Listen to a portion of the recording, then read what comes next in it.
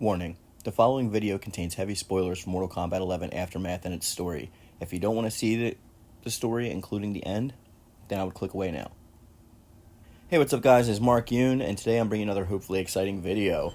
So following up from our video from yesterday where we had our spoiler-free review, we're going to go into spoilers today. So I think I covered pretty much what I wanted to say with the review, so we're just going to cover some spoilers and what I think about them and some of the misconceptions that I've seen breeding online that have to relate to them. And stay together for the end for my thoughts on Sindel and her quote-unquote retcon. So with that being said, we're going to jump right in, and the first topic that I wanted to talk about is the story. As I said yesterday, the story was implemented very well in my opinion and very much worth the money, and the cost of admission was pretty much like an action movie, a 3-hour-long action movie for that matter. So I really thoroughly enjoyed it. I actually played it in a party with some other people, and we actually gave our thoughts as we were going through, mostly trying to be quiet during the cinematics, but we had fun picking different characters for different paths and whatnot. But the first spoiler that I want to get into is the ending. So the first part that I liked was that Liu Kang went and saw Kung Lao at the end. And he even makes this like really nice joke at the temple about how like he's very humble, not like the Kung Lao that he like his Kung Lao. And Kung Lao retorts with, "Your Kung Lao," and he says it's a long story for another time, my friend, which is a very nice bow tie on this 3-part series. So most of us know by now that Mortal Kombat reboots every 3 games, right? So we had Mortal Kombat 1 through 3, then it rebooted into the 3D era, which ended with Armageddon. That was kind of like their culmination game. And then Mortal Kombat 8 kind of floats in limbo, and I think that game's pretty much to acquire the rights and keep the rights for WB properties to start their Injustice series. I really think that's what it was. And then Mortal Kombat 9 starts the new reboots, which go from 9 to 11, and the series is over now, you can tell. Shang Tsung's ending is like whatever. He's just like sitting on a throne and he like rules everything. But Liu Kang's is great because we see that he tried to keep the universe as close to its origin as possible when he rebooted everything. He's now playing the role of Raiden, obviously, and I'd go as far as to say even higher levels than Raiden. But he was looking, I guess, on his works, you would say, and visiting the temple and trying to see like how everything turned out. And I think this is what's leading into the next game. So we're not probably going to get the next game for a while, obviously. There's still at least 6 character slots in this game. But for me, the ending definitely just reiterates everything that I've been thinking this time, is that like this is the end of the series and they're going to reboot it again from this point, because they usually do that every 3 games. And his relationship with Kung Lao has always been a rivalrous and tentative one at best, which is funny because he's usually portrayed as being better than Kung Lao, and Kung Lao always a bit salty about the fact that he was chosen as the chosen one, even though they're so similar in skill level.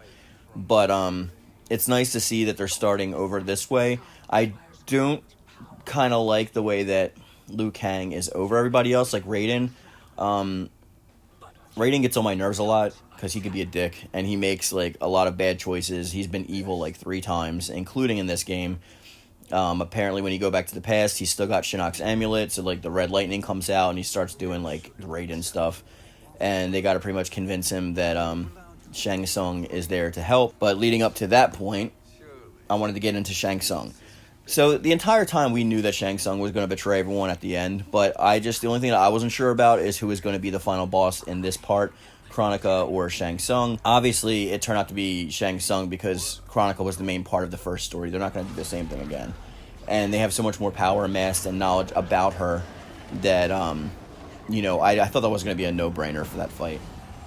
But Shang Tsung like plays a good tentative role of acting in the role of a good guy, or at least a cooperative partner. He does like kill people along the way in the story. He throws that one Tarkatan warrior just to like heal himself. He even kills Nightwolf's like revenant form in the past just so he can like heal from his wounds, which Nightwolf has like a big contention with. Young Nightwolf, by the way, in this game is like awesome. He's like, I just really love how much they did with the character this time around. Then we have Katana coming around, and you know, she finds out that like Sindel's revenant was captured, and at first she's adverse to it, but Fujin and Shang Tsung assure her that she can actually be brought back, and from that point we see her on board. Sort of. It's kind of a tentative situation. After that, Sindel gets brought back. They have to put her in the soul pit, in the soul chamber, but the only way that they're going to allow that to happen is if Kotal Khan is healed first, so they let Kotal Khan heal. There's a big skirmish, but they put her in and she comes back. And it seems all well and good at first, like she's going to embrace her daughter and everything's back to normal. We find out later with Sindel's character that she is a turncoat, and everything that we knew from her prior past is actually like a misconception. She allowed Outworld to be taken. It wasn't that just like Edenia lost the tournament for like the 10th time in a row. She like saw a future with Shao Kahn and had a more powerful partner to gain more power to do with it as she pleases. And she says it as in Jared was weak because he was benevolent to his people, and she didn't think that royalty had to stoop down to the level of peasantry, which is the whole reason why she wanted to turn against Katana in the first place, is because she's with Liu Kang. She doesn't want her daughter, a princess, to like stoop to the level of being with a commoner, quote unquote. But a lot of that's like iffy, but I do like the change in the character. So a lot of people are against this retcon, they're calling it, but we are in a new timeline since Mortal Kombat 9. So this is not the same Sindel from like the 3D era or like from Mortal Kombat 1 through 3. This is a totally different timeline Sindel, and we're in a different period. Other people have slight changes in their character as well. It's just hers is the most apparent. But it leads for a better part of the story. Like, honestly, I think the story would be worse off if, like, Sindel stuff didn't happen. A big chunk of it wouldn't have been able to come to fruition. And her and Shao Kahn just straight up, like, murder Kotal Khan. They, like, throw his head off a boat just to, like, announce their presence. I think it's, like, an important part of the story. Without that, it's pretty much just like, oh, when is Shang Tsung going to turn, and we're going to fight Kronika again? If that was the case, if the Sindel stuff didn't happen, there'd be no point to this whole DLC even being a thing. Everyone will be able to predict everything that's going to happen, and I honestly didn't see the Sindel turning thing. That came out of nowhere to me, and I kind of dig it. So, even though my opinion, because it's just my opinion, varies on Sindel from other people, I'm not sure if I disagree with the way they went with things. I think it makes it more into a movie and more cinematic, and this franchise part is over anyway, so the next game is going to be a reboot from Liu Kang's birthed like universe. I still am not sure if there is a Liu Kang in the new universe. He may have not like recreated himself, I guess, because now he is playing the role of Raiden, and we don't know like anything beyond that point of what we're shown, obviously, and I think it's pointless to speculate on it. But it's fair to say that it's sufficient that the next series is going to take place within this new realm. This actually is a good thing for me, because hopefully like they bring back some of the other realms like Edenia and stuff like that in their former glory, and like everything's back to the way it was, and we can like see things as they're going, and maybe this way they can make Sindel good again and appease people that weren't happy with this. I'm not saying that I want her to be, you know, viciously evil forever.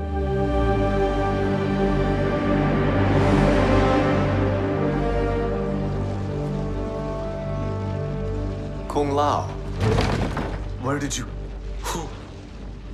Who are you? I am Lord Liu Kang, God of Thunder and Fire. God of...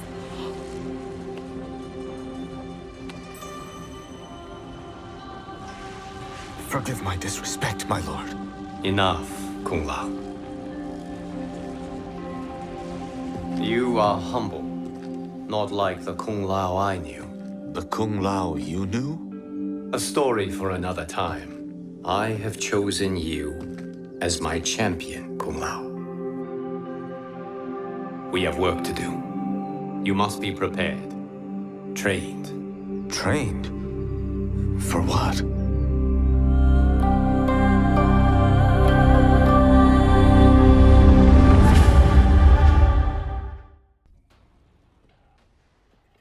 I was surprised how fast Chronica got beat, actually, in this story. She gets pieced up, like, pretty quick, fast, in a hurry. It's probably due to the experience the fighters have, and there was different teams that could go up against her besides, like, it coming down to a desperate battle between her and Liu. Some of the characters that, like, really interacted well in here were Shiva. I really liked her whole thing with trying to protect Sindel, and even as far as going against Katana to protect Sindel. But then, as soon as she finds out what happened to Sindel or her true colors, she turns on her and joins the good guys. So it shows that, like, she has a lot more personality than someone like Goro, and a lot more of a history that can be explored, or as far as her emotional level goes, just a lot more mature than some of the other characters. Like, she is loyal, but it's not, like, to a fault. Like, she does have a sense of right and wrong, and her own personal moral compass to allow her to do certain things. But that pretty much covers everything that I can think of to spoil from the game, the main story mode. I am going to be doing the arcades and going into them too, again, see if anything's changed. Like I said yesterday, like, I think the story was a 10 out of 10. I really like the way that they did everything. I like the fact that there is twists and turns we couldn't see. Shang Tsung, what they did with him at the end was pretty cool too. Like, he is pretty cool looking with the crown and the white armor, and the way that he battles, and you really do believe that he's a threat to the fire thunder god Liu Kang. And I really think that, like, it was a good ending to this series, because this new reboot has been really good, if you want my opinion, from 9 on. The only thing I do miss about this is, like, I do like the Cyber Lin Kuei, the Cyber Initiative, and I miss the fact that, like, the ninja were I didn't want them to be cybernetic in this, and you do see a cybernetic army at one point in Aftermath, so that's not entirely, like, lacking, but I don't know, let's see what the future holds of this franchise. Obviously, we're going to get Injustice 3 next, so we don't know when the next game is going to be coming. I'm assuming it's going to be a few years into the life cycle of the next generation, so we'll see what happens with that. You guys know I'll cover it as soon as I get any more information. Thank you for sitting through and listening to this unscripted diatribe of me just rambling on. If there's anything you agreed with or disagreed with, drop in the comment section down below, and we can start a conversation based on that. And as always, guys, thanks for watching. Peace. Emotions